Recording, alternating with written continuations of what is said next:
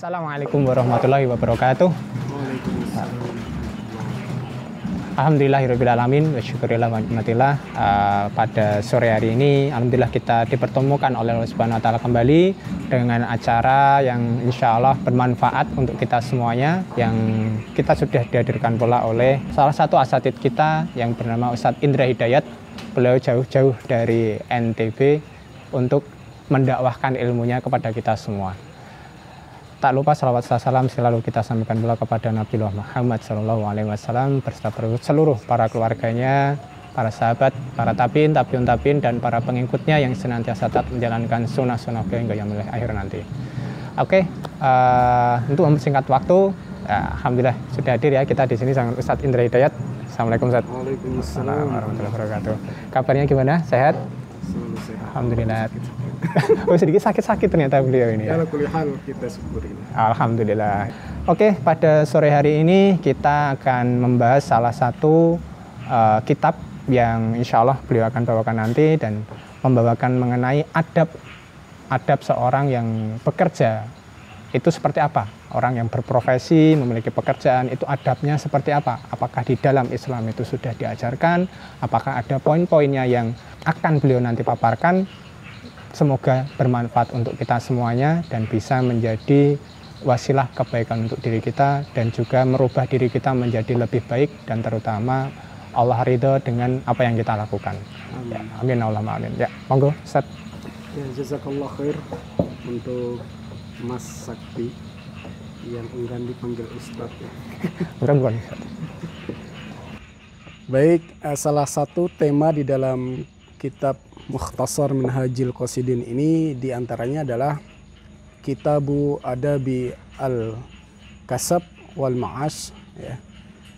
Ada satu pembahasan tentang bagaimana adab seorang muslim ketika mencari pekerjaan, mencari penghidupan, begitu Mas. Nah, pada saat kita mau mencari pekerjaan, tentu ada hal-hal yang mengikatnya. Gitu. Agama pun telah mengatur bagaimana seharusnya sikap seorang muslim ketika dia bekerja, dan bagaimana dia menyikapi pekerjaan itu ya, serta hal-hal yang penting lainnya. Nah, di dalam kitab ini sudah disinggung poin-poin penting yang perlu kita pelajari bersama. Sebagaimana kata beliau Ibnu Qudama di awal pembahasannya, "I'lam anallaha ta'ala bilatifi hikmatihi ja'ala dunya dara tasabbubi waqtisabi."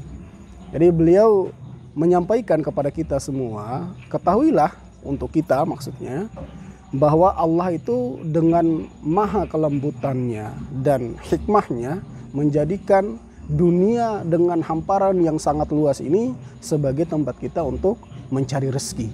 Ya, mencari penghasilan, mencari pekerjaan, mencari penghidupan.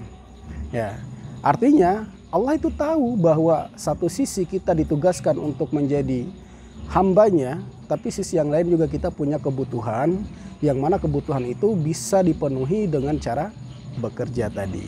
Nah, tentunya yang menjadi batasan dan tanda kutip di sini kan tidak semua pekerjaan itu kan dibolehkan ya Mas ya. Nah, karena itu perlu kita pelajari ilmunya supaya tidak sembarang bekerja begitu. Kan tetapi di awal ini beliau lebih banyak menyinggung untuk memotivasi kita agar kuat dan semangat bekerja gitu. Artinya tidak mungkin dong kita mengharapkan rezeki itu datang begitu saja sedangkan kita berleha-leha di atas kasur, atau mungkin dengan berdalil, oh, yang penting saya rajin ibadah, saya di masjid terus, nanti juga ibadah, nanti juga rezeki akan datang sendiri. Nah, tentu hal-hal seperti ini yang beliau kritiki dengan mengangkat beberapa qaul dan beberapa keterangan dari nas baik Al-Quran maupun Al-Hadits. Jadi teman-teman jamaah semuanya, di dalam kelanjutan kitab ini pun beliau menyampaikan qala Allah Ta'ala dengan mengutip di antara beberapa ayat Al-Quran, misalnya di surat An-Naba ayat 11, wa ja'alna an-nahara ma'asha. Ayat ini memberikan penjelasan kepada kita bahwa waktu siang kita itu sebenarnya untuk jatah bekerja gitu. Dalam artian an-nahara ma'asya itu maksudnya adalah di waktu siang itu bukan saatnya untuk kita berleha-leha untuk memperbanyak tidur. Tapi bagaimana caranya siang ini kita maksimalkan untuk mencari maisha tadi gitu loh. Harusnya begitu. Nah, fadzakarahu fi ma'ridil imtinan ya. Ini juga disinggung sebenarnya dalam banyak keterangan, banyak ayat ya. Itu disinggung ya oleh Allah. Wa qala ta'ala, demikian juga Allah menyebutkan wa ja'alna lakum fiha ma'ayish qalilan ma tashkurun. Nah, dunia ini pun Allah jadikan sebagai tempat ma'isyah kita, mencari penghidupan kita. Akan tetapi sayangnya Allah sudah memberikan dunia ini sebagai tempat mencari ma'isyah, tapi banyak di antara kita yang tidak pandai bersyukur. Sehingga Allah katakan qalilan ma tashkurun. Ya, sangat sedikit di antara hamba-hambanya yang pandai bersyukur. Gitu. Surah Al-A'raf ayat 10. Kemudian beliau sampaikan faja'alaha ni'mah wa talaba syukur. Nah, setelah Allah menghamparkan dunia ini, kemudian menjadikan di dalamnya sebagai tempat mencari maisha, ada tuntutan untuk kita. Ya, Allah jadikan itu sebagai nikmah dan meminta kita untuk pandai-pandai bersyukur. Gitu maksudnya. Artinya kita sebagai hamba yang tahu, yang sadar akan keterbatasan diri, paham betul bahwa rezeki itu datang dari Allah. Allah jadikan bumi ini sebagai tempat untuk mencari rezeki. Hanya saja kita harus pandai-pandai mensyukuri nikmat itu. Jangan sampai kita sudah Allah berikan nikmat, tapi justru kita lupa untuk bersyukur. Begitu. Nah, ini diantara ayat-ayatnya. Masih ada lagi. Beliau katakan dengan mengutip firman Allah juga. Laisa alaikum junahun an tabtagu fadlan min rabbikum. Ya, tidaklah menjadi dosa buat kalian, maksudnya buat kita semua, ya, untuk mencari keutamaan, maksudnya rezeki Allah, ya. Artinya ya Allah memang sudah memberikan dunia ini untuk kita semua gitu loh. Hanya saja kita kembali kepada firman Allah yang lain sebagaimana ayat yang sering saya sampaikan, wa bataghi fima atakallah darul akhirah wa la tansa nasibaka minad dunya. Ayat ini memberikan batasan untuk kita itu pada mulanya memang harus memperbanyak bekal kita untuk negeri akhirat kita. Hanya saja wa la tansa nasibaka minad dunya. Jangan sampai kita lupa bahwa di antara waktu, ya, di antara kesempatan yang Allah berikan untuk hidup tadi, memang tugas kita adalah untuk mengoleksi sekian banyak bekal kebaikan. Walatan sanasibaka minad dunia. Akan tetapi jangan lupa bahwa kita ini ada loh jatah kita untuk dunia kita. Nah, sehingga diperkuat oleh ayat-ayat yang lain tadi, memberikan semangat untuk kita semua, tidak boleh untuk bermalas-malasan. Ya, bayangkan nih, kalau kita semua ini adalah orang yang rajin bekerja. Apalagi pekerjaan itu tidak hanya bekerja, tetapi ada nilai-nilai positif yang lain. Kan ada tuh orang yang bekerja yang penting dunia dapat gitu loh. Tapi ada orang yang bekerja itu justru dunia dapat, akhirat juga dia dapat gitu loh. Itu jauh lebih Masya Allah lagi gitu ya. Nah, pada intinya ayat-ayat ini memberikan motivasi kepada kita agar rajin bekerja, semangat bekerja, tidak menyalahpahami tentang makna ibadah dan bekerja, begitu. Nah, wa fil hadithi anna nabiyya sallallahu alaihi wasallam qala talabul halal jihadun. Ya, atau talabul halal ya. Talabul halali jihadun. Beliau katakan, Nabiullah Muhammad katakan, mencari rezeki yang halal itu adalah bagian dari jihad. Masya Allah. Jadi jihad itu pun bisa bermakna kita semangat dalam bekerja, mencari rezeki yang halal. Itu sudah dikatakan oleh Rasulullah sebagai bagian dari jihad. Masya Allah. Sehingga tidak boleh kita anggap remeh, kamu ini sibuk mencari dunia saja gitu loh. Tidak.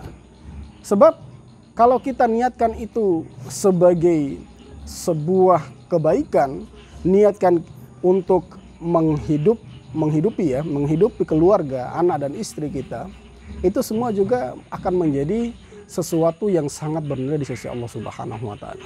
Itu Masya Allah. Ya. Saya teringat dengan satu kisah ketika Rasulullah bertemu dengan salah seorang sahabat. Sahabat ini pemandai batu ya, tukang batu ya, yang setiap hari beliau pahat batu gitu. Nah, di suatu ketika Rasulullah bertemu dengannya dan Rasulullah menyapa beliau, "Assalamualaikum." Kurang lebih seperti itu ceritanya. Dan lelaki ini malu untuk menunjukkan bersalaman dengan Rasulullah. Alasannya simpel, "Ya Rasulullah, tangan saya ini begitu kasar. Karena setiap hari berjibaku dengan batu, sehingga tangannya sudah sangat tidak layak lagi untuk menyalami tangannya Rasulullah." Gitu. Maka apa yang dilakukan oleh Rasulullah? Beliau meraih tangannya, kemudian di dalam keterangan itu disebutkan Rasulullah mencium tangan si fulan ini dengan mengatakan, tangan-tangan seperti inilah yang akan masuk surga, begitu ya. Jadi ternyata orang yang bekerja walau dengan pandangan manusia dengan tanda kutip sehina itu ya, sehina dalam artian ada orang yang menganggap pekerjaan keras, pekerjaan kasar seperti itu hina ya. Padahal di mata Rasulullah itu justru terpuji. Bahkan menjadi salah satu alasan dia untuk bisa masuk ke surganya, Masya Allah. Jadi jangan sampai kita lupa bahwa Rasulullah itu adalah seorang pekerja. Kita masih ingat barangkali bahwa Rasulullah itu sejak umurnya yang sangat muda, 12 tahun, sudah diajarkan untuk menjadi seorang pedagang ya. Umurnya 17 tahun itu beliau luar biasa ya. Ranah bisnis yang beliau masuki itu bukan ranah yang main-main. Beliau sudah menjadi seorang investor, beliau menjadi seorang luar biasa intinya. Yang mana hal ini jarang kita pahami. Yang kita pahami Rasulullah itu seakan-akan hanya seorang nabi tak. Di umurnya yang muda beliau menjadi seorang penggembala kambing, ya kan?